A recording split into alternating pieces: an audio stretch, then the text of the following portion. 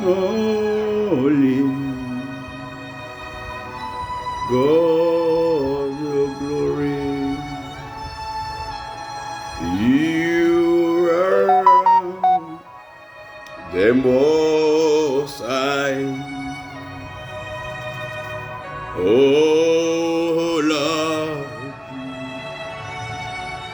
God,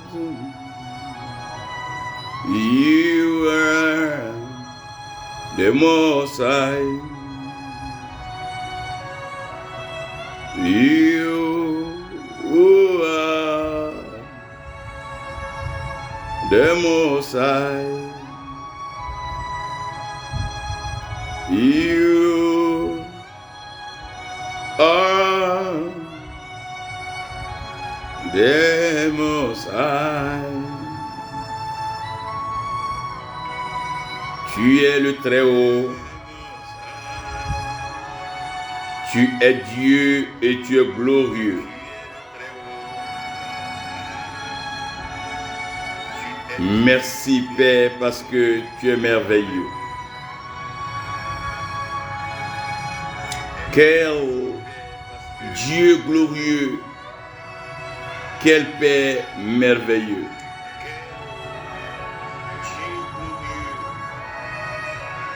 Oh,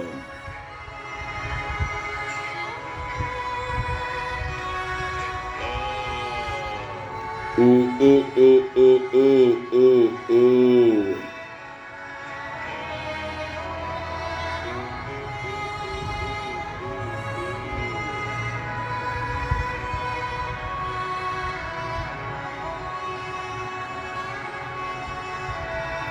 Oh,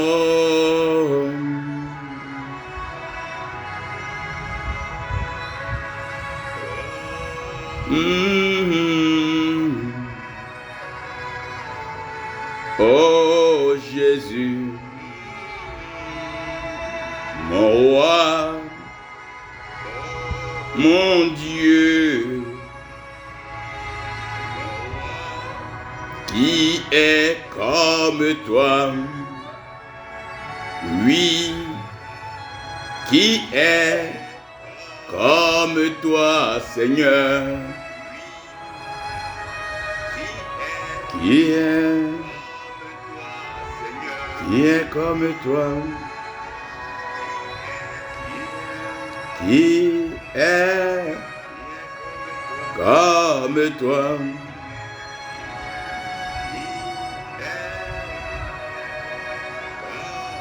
Jamais et nulle part nous ne trouverons un Dieu comme toi. Non, non, non, nous ne trouverons aucun Dieu comme toi. Comme toi. Jamais, jamais comme toi. Oh, jamais, jamais comme toi. Jamais, jamais, jamais comme toi.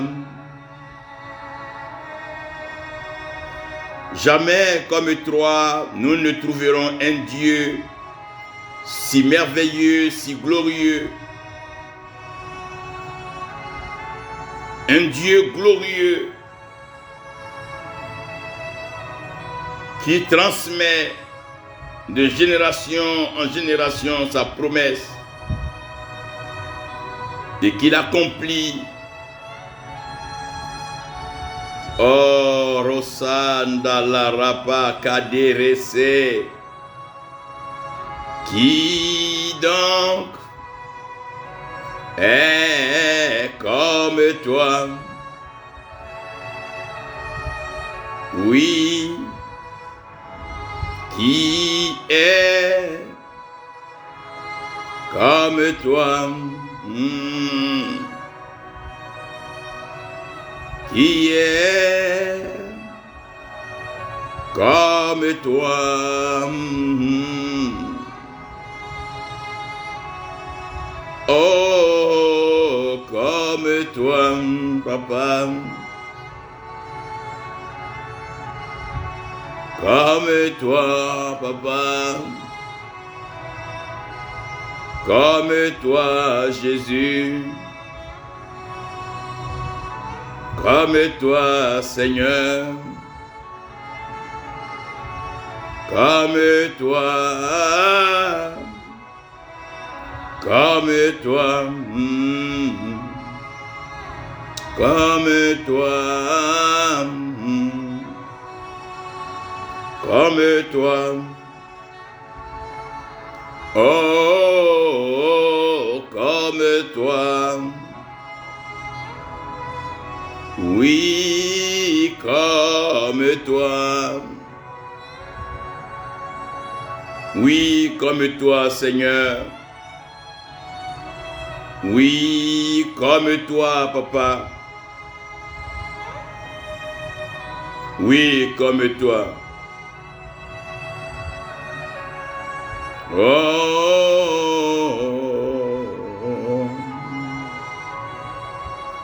comme toi. Comme toi. Yes, Lord. Yes, Jesus.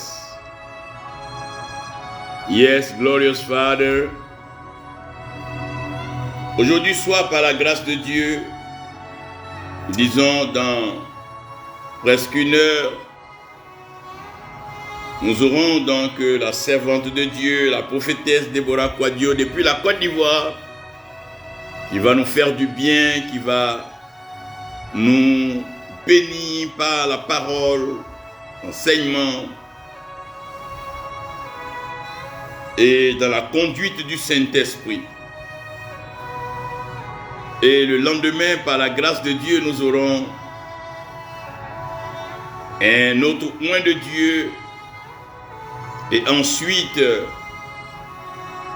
le révérend Bouraimo Simiu Daniel depuis les États-Unis, cet apôtre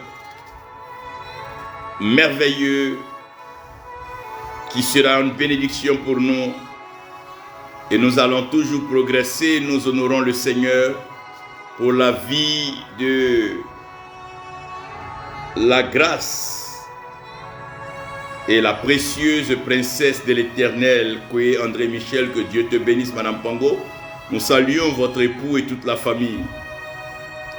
Nous sommes très heureux donc de participer en ce moment sur Zoom. C'est vrai que nous n'avons pas pu faire le lien entre le Zoom pour l'instant et le Facebook Live, mais je peux vous garantir que nous sommes vraiment édifiés, nous sommes vraiment bénis, et les orateurs n'ont pas été choisis par moi-même. L'Éternel a été celui-là qui a favorisé et qui a mis donc ces points ensemble afin que un tel programme, une telle activité puisse se tenir dans la présence de notre Dieu. Je voulais vous rappeler ici que l'amour, si vous me permettez, que l'amour de Dieu comble toujours la vie. Donc quand nous aimons Dieu, nous avons directement la vie comblée. On ne peut pas aimer Dieu et puis avoir ou vivre une vie moribonde ou une vie clopante, non, une vie de manque, une vie de disette, une vie de misère. Ça ne colle pas avec la définition et ça ne colle pas avec l'approche de l'Éternel, notre Dieu, non. L'Éternel nous accorde la vie comblée parce qu'en réglant finalement et définitivement le problème du péché en envoyant son Fils unique mourir à la croix pour nous, il a donc prévu nous accorder la vie éternelle. Maman Jackie, que Dieu te bénisse, que sa grâce soit avec vous. Nous serons tout à l'heure encore sur Zoom Et je parie que ça vous fait du bien. C'est des enseignements vraiment de haute taille et de haute portée. J'avais voulu vous rappeler que l'amour de Dieu comble toujours la vie pour le bonheur de tous. Quand tu rencontres Dieu, ça doit apporter le bonheur dans ta maison, dans ta famille, dans ton village, dans ta ville, dans ton pays et dans le monde entier. Nous devons comprendre que le divin qui est en nous, le Christ qui est en nous, se déploie et se manifeste au travers de nos paroles, nos actes, nos agissements, nos comportements. Et nous devons avoir la marche digne du royaume et que le Seigneur continue tous les jours d'être glorifié. Pour l'heure, laissez-moi vous entretenir sur ce qu'il faut pour atteindre sa destination. Qu'est-ce qu'il faut? Qu'est-ce qu'il faut? Qu'est-ce qui peut manquer à un homme, à une femme qui veut atteindre sa destination? Qu'est-ce qui est primordial? Qu'est-ce qui est indispensable? Qu'est-ce qui est important pour un homme, une femme, une nation, un peuple qui veut atteindre sa destination? Genèse 12, nous avons un exemple palpable et tangible de l'éternel Dieu qui appelle Abraham. Et quand il appelle Abraham, il promet à Abraham de le bénir, mais bénir Abraham dans la terre que lui, Dieu, il montrera à Abraham. Ça veut dire que la bénédiction de l'Éternel est liée à l'obéissance à la voix de Dieu. L'obéissance pour arriver dans le lieu que Dieu veut.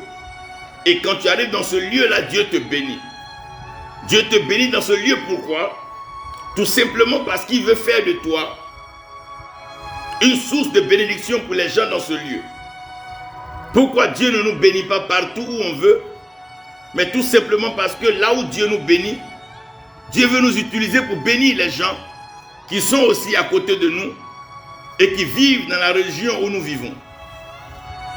Donc si Dieu veut bénir des Chinois, au travers de ta vie, il va t'envoyer en Chine, où il va te faire habiter un quartier où il y a des Chinois. Sinon, il va envoyer des Chinois vers toi. Si Dieu veut t'utiliser pour bénir des Américains, soit il va t'envoyer aux États-Unis ou te faire habiter un quartier, une cité où des Américains sont. Sinon, il enverra des Américains vers toi. Donc, comprenez avec moi que nous avons tous une destination à atteindre. Qu'on ait de l'argent, qu'on ait des véhicules, qu'on ait des biens, qu'on ait des assemblées. Tout ce qui est important pour nous, c'est notre destination. Et nous devons arriver à notre destination. Rien ne doit nous empêcher d'arriver à notre destination. Rien ne doit nous empêcher. Rien ne doit venir faire obstacle. Rien. Rien ne doit nous empêcher. C'est en cela que la Bible peut dire que si la main droite ou gauche, peu importe la partie qui gêne, qui fait obstacle, qui empêche, dès que nous constatons qu'il y a un obstacle, il faut alors contourner l'obstacle ou bien il faut se défaire, détacher de l'obstacle. La Bible va plus loin de couper cette main. Je vous en prie. Pendant ces 12 jours, nous sommes en train de parcourir des enseignements, des messages qui auront leur pesant d'or dans toute la vie chrétienne. Premièrement, nous sommes en train de parler de la couverture de la nudité. Vous savez, depuis le péché adamique, depuis que le péché est rentré dans l'humanité, dans le monde, depuis que le diable précipité est venu avec une colère, il a été question pour lui de déshabiller l'homme. Quand on parle de déshabiller quelqu'un, c'est l'accuser, le mettre mal à l'aise, ne pas lui permettre de s'épanouir, ne pas lui permettre de vivre heureux. Et le diable, il est l'accusateur. Partout où il arrive, son but c'est d'amener l'homme à voir sa nudité. Dans la société actuelle, toutefois qu'une personne est enivrée, tout de suite, ce qu'il suit, c'est la nudité. Donc le péché fait que nous sommes déconnectés de la gloire de Dieu. Et la gloire qui nous couvre, la gloire qui nous permet de nous sentir assez revêtus, cette gloire part. Donc la première chose qui est nécessaire à tout être humain, à tout enfant de Dieu, c'est la couverture de la nudité. Et tu dois refuser d'être nu. Sinon tu dois refuser de rester nu. Même si tu es né nu, tu dois pouvoir refuser de rester nu. Et je t'invite à le dire avec moi. Je refuse d'être nu. I refuse to be naked. Tu dois refuser d'être nu. Tu dois refuser d'être nu. La nudité, c'est quelque chose de gênant, de honteux, de blessant. Souvent, tu peux faire des rêves où tu te vois nu dans le rêve. Soit le haut est nu, ou bien le bas est nu, ou tes pieds sont nus.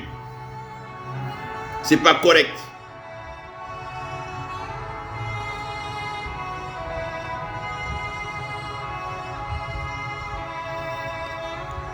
Quand un homme est nu, il est complexé, il est réduit. Et c'est pas bon pour un homme d'être nu. C'est pas bon pour une femme d'être nue.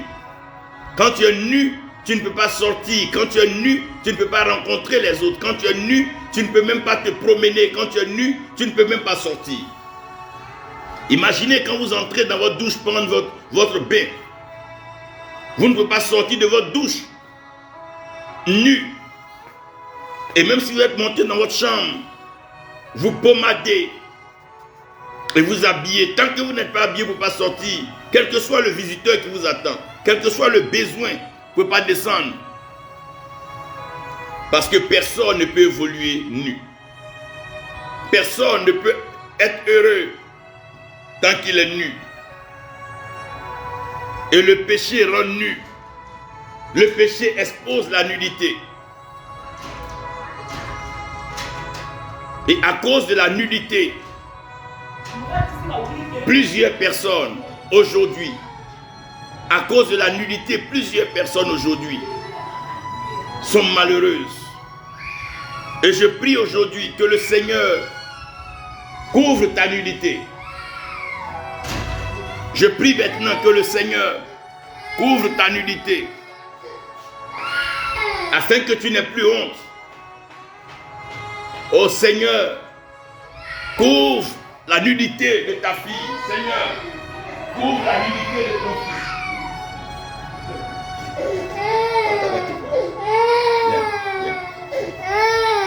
Viens. Allez, regarde. Seigneur, couvre la nudité de tes enfants. Je prie que personne ne voit ta nudité. La seule chose qui couvre la nudité, c'est l'alliance. Voilà pourquoi toute femme ou tout homme ne peut être nu que devant son partenaire d'alliance. Je veux prier aujourd'hui que personne ne voit ta nudité encore sur la terre des hommes. Qu'aucune femme ne voit ta nudité, qu'aucun homme ne voit sa nudité. Qu'aucune œuvre de la sorcellerie n'expose ta nudité. Tu refuses d'être nu, je refuse que tu sois nu. Tu ne seras plus nu financièrement. Tu seras vêtu et revêtu. Matériellement, tu seras vêtu et revêtu. Tu ne connaîtras plus la nudité. Je refuse que tu sois nu. Je refuse que tu sois nu. Tu ne peux plus être nu. Servant de Dieu, Dominique, tu ne peux plus être nu parce que la gloire et la grâce de Dieu, la gloire et la grâce de Dieu couvrent la nudité. Frère, rien ne peut couvrir la nudité d'un homme que ce qui vient de Dieu. Si Dieu n'a pas couvert la nudité d'une personne, rien ne peut couvrir la nudité d'un homme. L'argent ne peut pas couvrir ta nudité. Il y a des gens qui ont eu beaucoup d'argent, mais ils sont morts dans la honte. Ils ont vécu honteusement et malheureux. Ce qui peut couvrir la gloire, ce qui peut couvrir la nudité de l'humanité, c'est la gloire de Dieu. La gloire de Dieu, frère. Quand Jésus-Christ est venu sur la terre, il s'est dépouillé de sa gloire. Sur la croix, il s'est retrouvé nu. Ses vêtements ont été tirés au sort. Lorsqu'il ressuscite, il dit, Père, glorifie-moi de ma gloire, de la gloire que j'avais auprès de toi. Ce qui couvre la nudité d'une personne, c'est la gloire de l'Éternel. Je prie que cette année, que la gloire de Dieu paraisse sur ta vie. Je prie que cette année, la lumière glorieuse éclaire ta vie.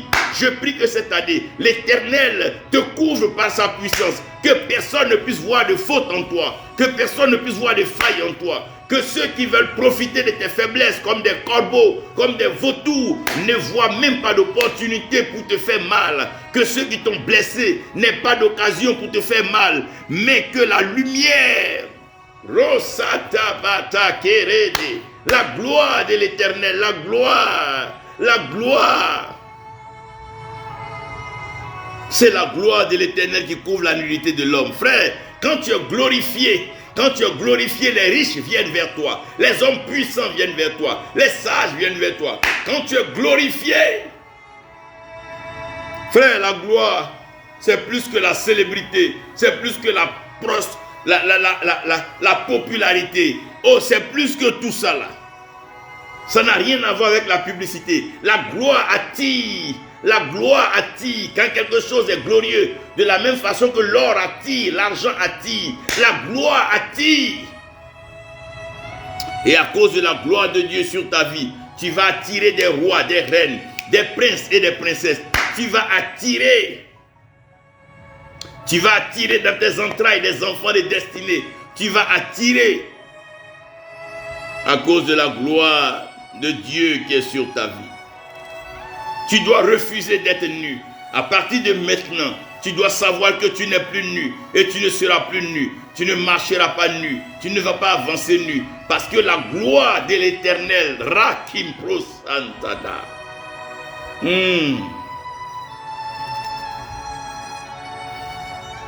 Quand Dieu, te présente, sa gloire est avec toi. La gloire de l'Éternel était sur Joseph. On ne voyait même plus qu'il était prisonnier. La gloire de l'Éternel, quand elle est sur toi, le monde te regarde avec respect, avec considération. Les gens vont se prosterner devant toi à cause de la gloire. Regardez quand ces mages arrivent. À cause de la gloire, la lumière, l'étoile du nouveau-né, à cause de l'étoile du Messie, ils sont venus de loin venir l'adorer, se prosterner. Tes ennemis se prosterneront devant toi parce que la gloire de l'Éternel va faire la différence. La gloire de l'Éternel va faire la différence. La première chose, c'est la couverture de la nudité. La deuxième chose qui est importante pour tout homme, c'est le relèvement de la tête. Vous voyez, quand un homme a un problème, quand un homme a un souci, il met sa main sur sa tête. Quand quelqu'un a un problème, dès qu'il y a un malheur, lorsqu'il y a une déception, lorsqu'il y a une trahison, on met les mains sur la tête. Parce que la tête est la partie qui porte la destinée de l'homme. Voilà pourquoi les ritualistes préfèrent couper les têtes. Voilà pourquoi le Seigneur vous sera à la tête et non à la queue. Et Dieu nous demande d'écraser la tête du serpent. Et c'est la tête, la position de la tête qui donne un message. Quand des enfants ont passé un examen, que vous les voyez revenir, celui qui a la tête basse, ne vous posez pas de questions, c'est qu'il a échoué. Mais celui qui a la tête élevée, c'est qu'il est admis. Quand la tête est basse, c'est la honte, c'est l'opprobre, c'est l'humiliation. Mais quand la tête est levée, c'est la victoire. Quand la tête est levée, c'est le bon résultat. Quand la tête est levée, c'est la faveur. Joseph dit, nous étions tous dans les champs. Nos gerbes étaient couchées quand la mienne s'est levée. Je prie aujourd'hui, au nom de Jésus-Christ, que ta tête ne soit plus abaissée, que ta tête ne soit plus basse. Bigo, que Dieu te bénisse, Bigobert. Que ta tête ne soit plus basse, mais que l'Éternel Dieu relève ta tête, qu'il relève ta tête devant tes ennemis, il relève ta tête devant ta belle famille, il relève ta tête dans ta famille, dans la nation dans laquelle tu es, que Dieu lève ta tête. Ta tête ne sera pas rabaissée, non, ta tête ne sera plus abaissée, mais l'Éternel relève ta tête. Il relève ta tête. Il relève ta tête. Frère, la tête est trop importante pour la vie d'un homme.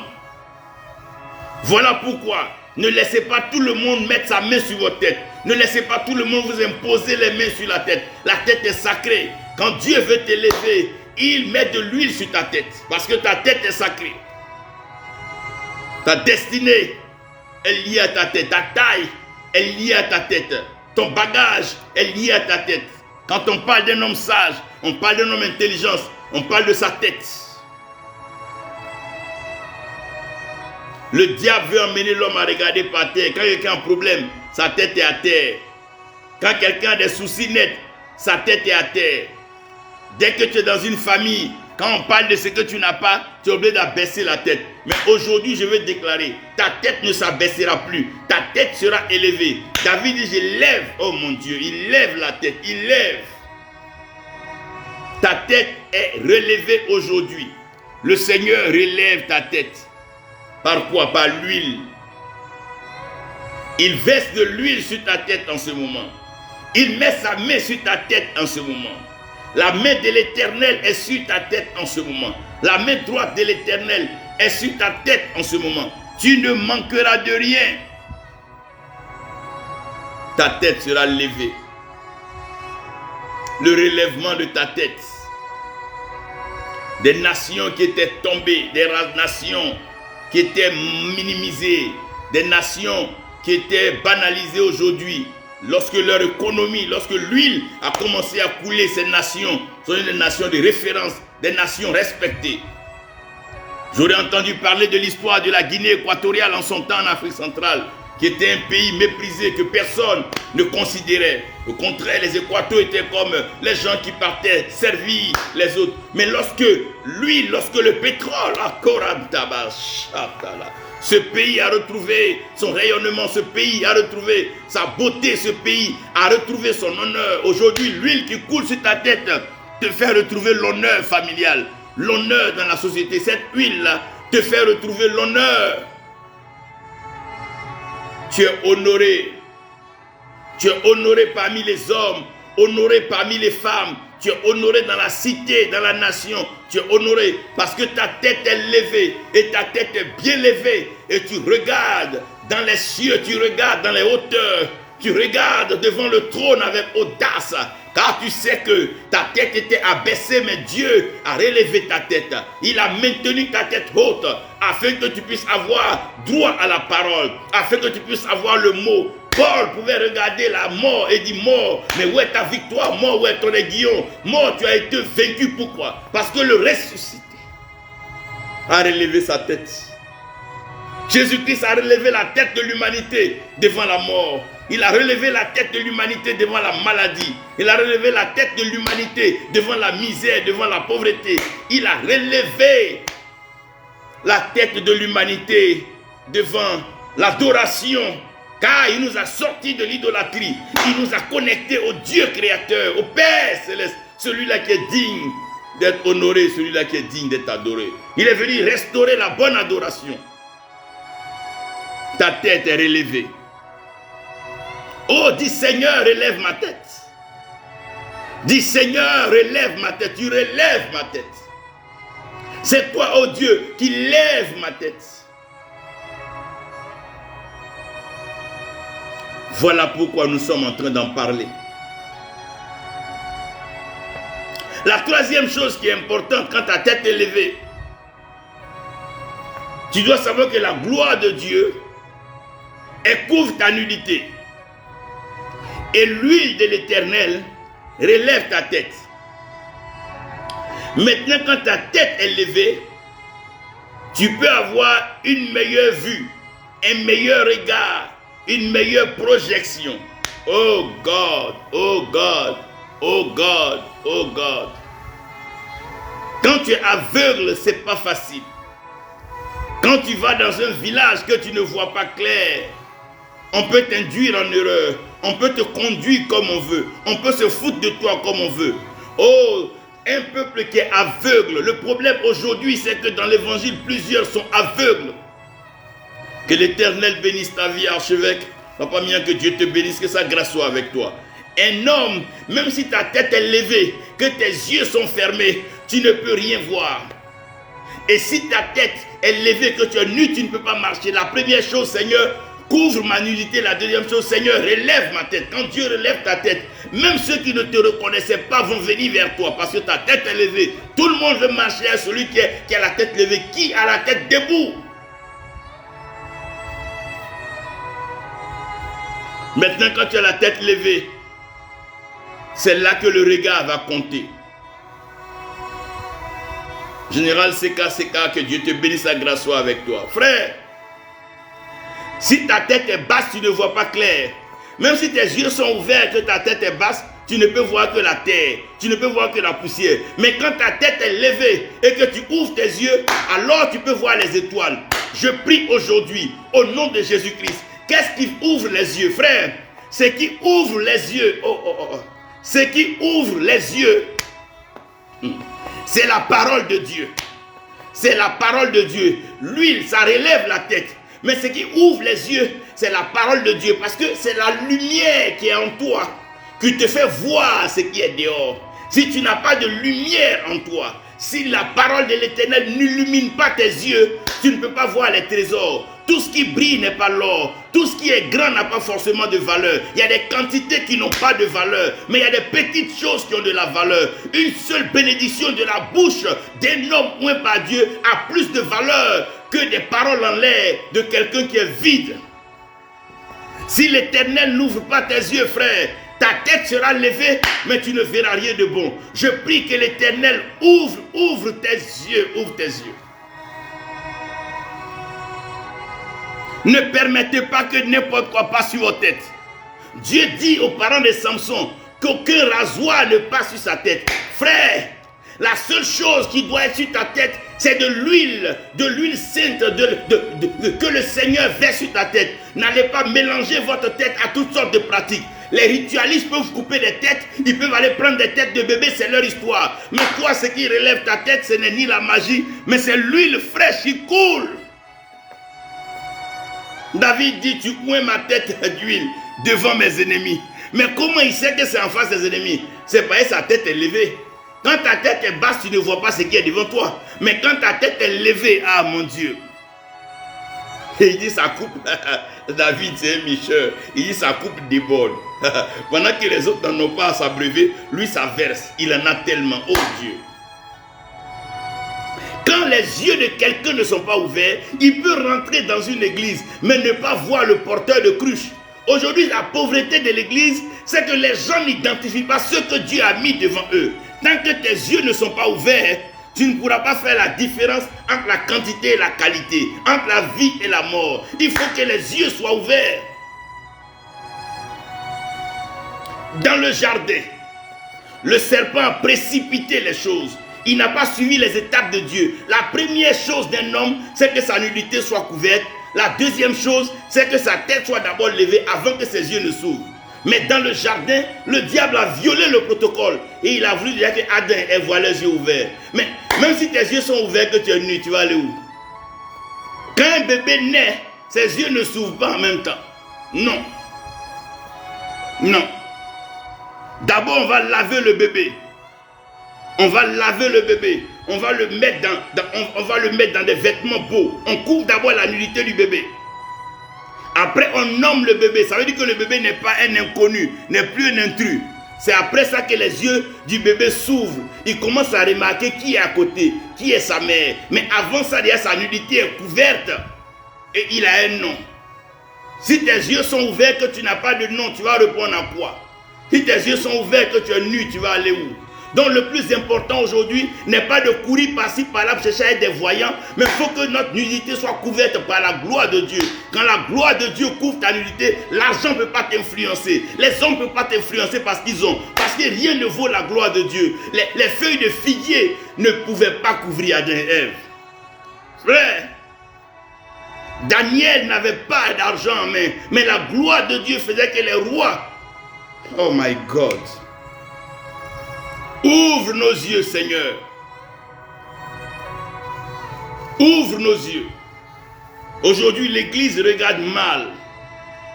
Les choses qui sont saintes, on les a désacralisées. Les choses qui sont précieuses, on les a bradées. Aujourd'hui, ça brade les pères spirituels, ça brade la paternité spirituelle, ça brade la maternité spirituelle à cause d'un peu d'argent. C'est parce que nos yeux ne sont pas ouverts. Quand tes yeux ne sont pas ouverts, tu choisis toujours la plaine qui devient après Sodome et Gomorrhe. Qu'est-ce qui détruit plusieurs de nos sœurs et frères? On ne peut pas fermer les yeux pour se marier. On ne peut pas fermer les yeux pour faire un choix d'amour. On ne peut pas fermer les yeux pour faire un choix de destinée. Mais il faut que le Seigneur ouvre nos yeux. Ouvre mes yeux, Seigneur. Ce qui ouvre les yeux, c'est la parole de Dieu. Frère, c'est la vérité qui ouvre les yeux. Si la parole de Dieu n'a pas ouvert tes yeux, c'est que tu n'as encore rien vu. C'est la parole de Dieu qui ouvre les yeux. La parole de Dieu. C'est ça qui ouvre les yeux.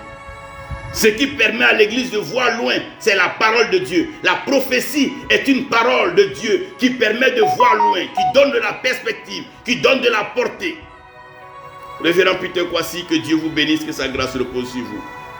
Donc quand quelqu'un n'a pas les yeux ouverts, il ne peut pas aller loin.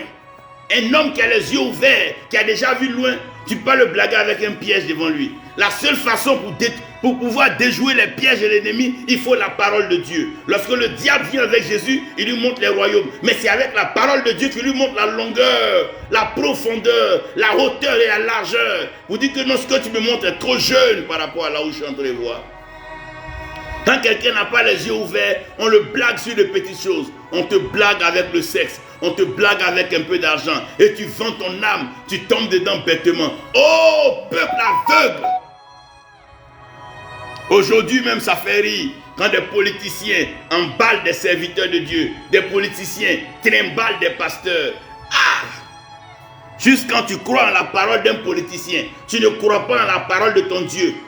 Si la parole de ton Dieu n'a pas ouvert tes yeux, c'est un mensonge qui va ouvrir tes yeux. C'est la vérité qui ouvre les yeux. C'est la vérité qui ouvre, c'est la révélation qui ouvre les yeux. Là où il n'y a pas de révélation, le peuple périt. Mais il périt parce qu'il est aveugle. Nous sommes dans la saison où la révélation doit couler, la pensée, la parole de Dieu doit être dispensée. Je suis en train de parler de la prédication dans sa plénitude qui touche la gloire de Dieu, qui touche l'huile de Dieu, qui touche les oins. La prédication qui ouvre les yeux. Oh, où les yeux s'ouvrent. Je refuse d'être aveugle, dit Seigneur. Je refuse d'être aveugle, comme j'ai refusé d'être nu. Je refuse d'avoir la tête basse. Je refuse d'être aveugle. Ouvre mes yeux, Seigneur. Ouvre mes yeux, Adonai. Ouvre mes yeux. Si Jacob a pu ruser, c'est parce que les yeux de son père étaient fermés. Quand tu as les yeux fermés, tu peux appeler même tes enfants tes pères, parce qu'ils ont un peu d'argent, parce qu'ils ont des voitures, tu sautes derrière eux, comme si toi tu n'as pas de destinée. C'est eux qui doivent courir après toi. C'est eux qui doivent venir se mettre à genoux pour dire Père. C'est vrai que nous avons le matériel, mais nous reconnaissons que tu as les paroles de la bénédiction. Dieu n'a pas donné de voiture à Abraham, il n'a pas donné de conteneur à Abraham, il a donné sa parole à Abraham. Abraham était celui-là qui pouvait orienter, illuminer, éclairer le peuple par la parole de Dieu. Gloire soit rendue à ceux qui ont la parole, qui ont la prédication, qui ont la révélation, ceux qui ont cette flamme, parce que la parole de Dieu est un feu dévorant. Et c'est ce feu qui vient maintenant éclairer par l'humeur vitrée, et l'œil a sa capacité de pouvoir voir. Quand tes yeux ne sont pas ouverts, tu vois le diable, mais tu ne vois pas le Christ. Je suis étonné que l'église soit toujours en train de voir le diable, les démons, les fétiches dans les rêves, mais ils ne voient jamais le crucifié. Ils n'ont jamais vu l'homme. Dont les mains étaient trouées sur la croix. Celui-là qui est apparu à Jean sur l'île de Patmos dans ce danger. Mais Jean dit, je l'ai vu, je l'ai vu. J'ai entendu sa voix. Que vois-tu? Seigneur, ouvre nos yeux. Tout le monde voit des calamités, tout le monde voit des guerres, tout le monde voit des fléaux, tout le monde voit des crises dans les pays. Mais qui voit le retour de Jésus? Qui voit le Christ? Étienne était en train d'être lapidé, mais les yeux d'Étienne se sont ouverts. C'est parce qu'on n'a pas le bon regard que tout nous touche, tout nous fait mal, tout nous blesse. Mais quand tu as fixé tes regards sur l'Éternel, David dit, je lève les yeux vers les montagnes. Ah. Hi. Tu ne peux pas lever les yeux si ta tête n'a pas déjà été levée. C'est quand la tête est levée que tu peux ouvrir les yeux, les lever. Oh mon Dieu, il dit, je lève les yeux vers les montagnes, d'où me viendra le secours. Le secours ne vient pas des hommes sur la terre, dans leurs idéologies, leurs doctrines, leur théologie, leur mise en forme, leur mise ensemble, leur réseau, leur clic et leur claque. Mais le secours vient l'Éternel, de ce qui a fait les cieux de la terre. Seigneur, ouvre nos yeux. Il y a trop d'infiltrés dans l'église aujourd'hui. Il y a trop de sorciers, sorcières. Il y a trop de menteurs aujourd'hui. Ouvre nos yeux, Seigneur. Ouvre nos yeux.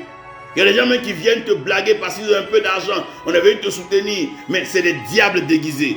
Seigneur, je prie que ces femmes honnêtes, vraies dans l'église, prospèrent, donne-leur les moyens afin qu'elles continuent ce qu'elles ont dans le cœur. Ouvre nos yeux. Ouvre nos yeux. Une génération de voyous, de voyants, de visionnaires, mais on ne voit rien.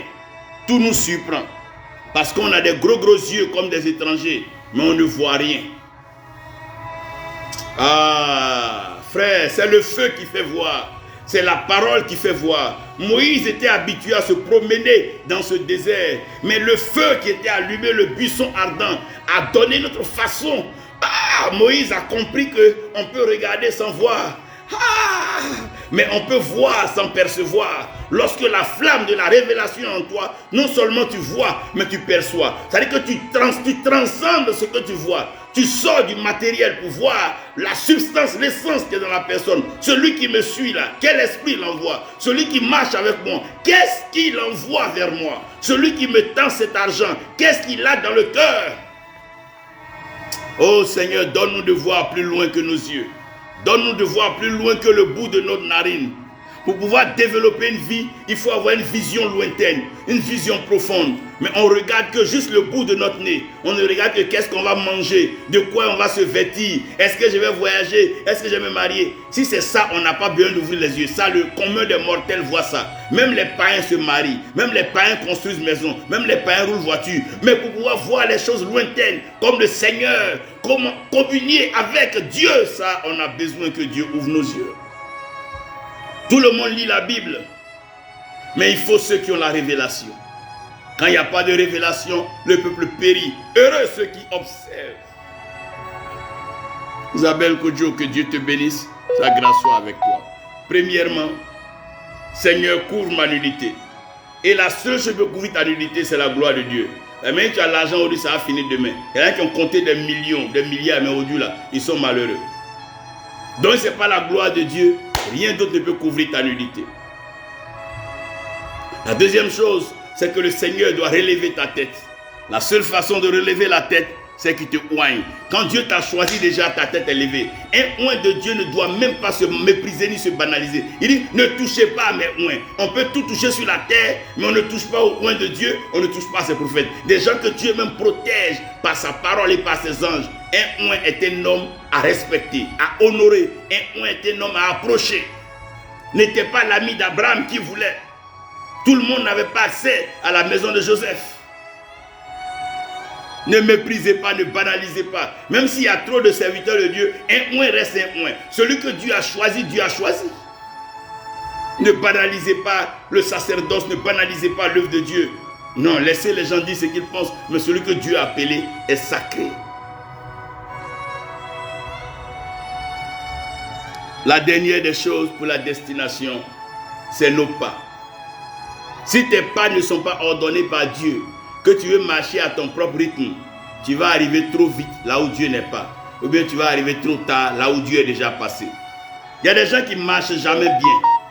Ils arrivent toujours là où le malheur est devant eux. Mais il y a d'autres qui marchent et le malheur là ne les trouve jamais. Sur le même chemin où des voitures font collision, accident, il y a des voitures qui sont passées là et qui vont passer là après qui n'auront pas de collision. Pourquoi? C'est une question de qui guide tes pas.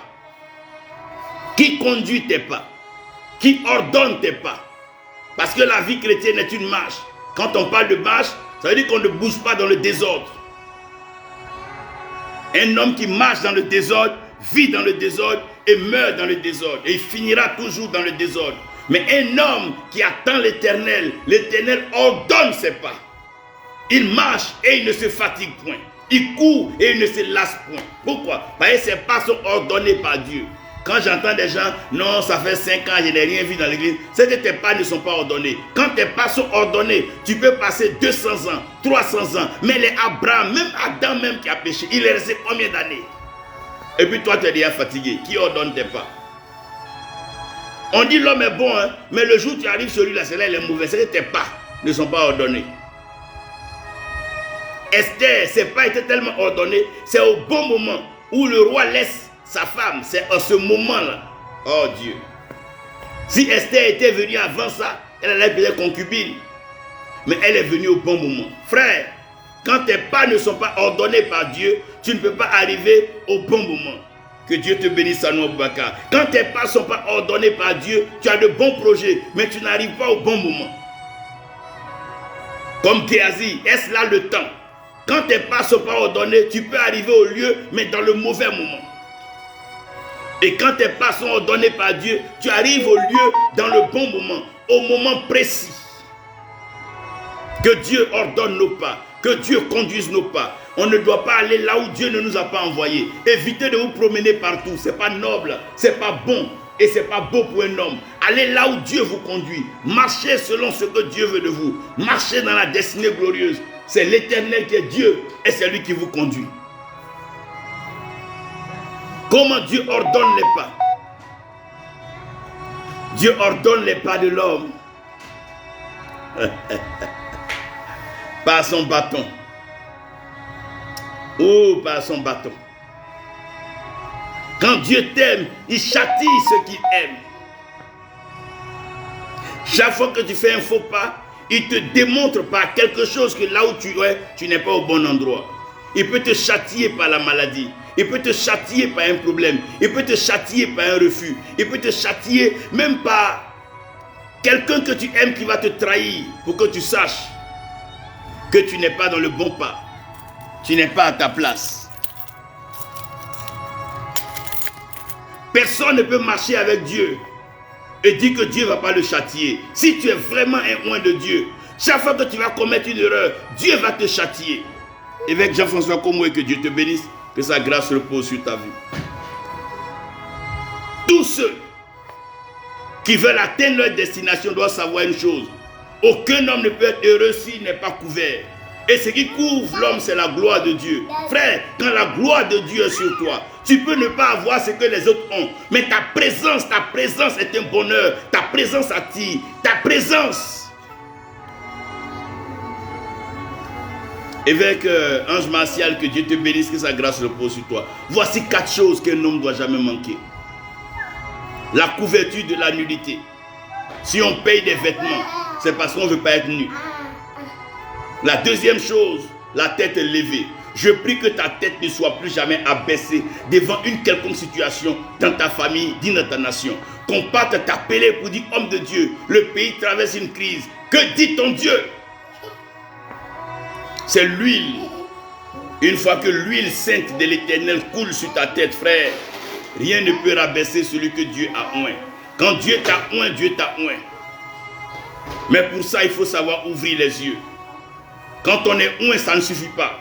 Il faut communier avec la parole de Dieu. Un oint qui n'est pas en contact avec la parole de Dieu va finir par s'égarer. Mais un oint qui est tous les jours plongé dans les Écritures, en train de reprendre la pensée, la méditer. Regardez Josué. Il a été choisi par Dieu, peut-être pas de façon extraordinaire, par un rêve particulier, mais il a gardé la parole de Dieu et la révélation de la parole lui a donné la capacité, je dis bien la capacité d'arrêter le soleil et la lune. Et regardez, il ne marchait pas comme tout le monde. Il marchait selon les instructions de l'Éternel. Lorsqu'il y a un lieu dans lequel il sent que l'Éternel est en train de punir, il s'arrête de regarder et il regarde. Frère, je prie que cette année, que l'Éternel couvre ta nudité, Et tu dois refuser d'être nu. Qu'il relève ta tête, qu'il élève ta tête. Et que ta tête ne soit plus basse. Qu'il ouvre tes yeux afin que tu ne marches pas avec des gens de façon aveugle. Fais attention à tous ceux qui t'entourent et qui marchent avec toi. Il y en a de démons, il y en a de diables, il y en a de sorciers. Mais ouvre tes yeux. Et la dernière chose, que tes pas soient ordonnés par Dieu. C'est au moment où Ruth entre dans le champ, où elle commence donc à glaner. C'est en ce moment précis que Boaz, oh, que l'Éternel ordonne tes pas, que tu n'arrives jamais en retard au rendez-vous de ta destinée, que tu n'arrives pas trop vite et que tu prennes ce qui ne t'appartient pas, que tes pas soient ordonnés par l'Éternel et que la bénédiction de notre Dieu soit avec vous et que sa paix repose sur chacun de nous au nom de Jésus-Christ. Amen. C'est donc ces 4 choses que nous sommes en train de partager sur Zoom. Ce soir, nous aurons une servante de Dieu qui va donc nous faire plaisir.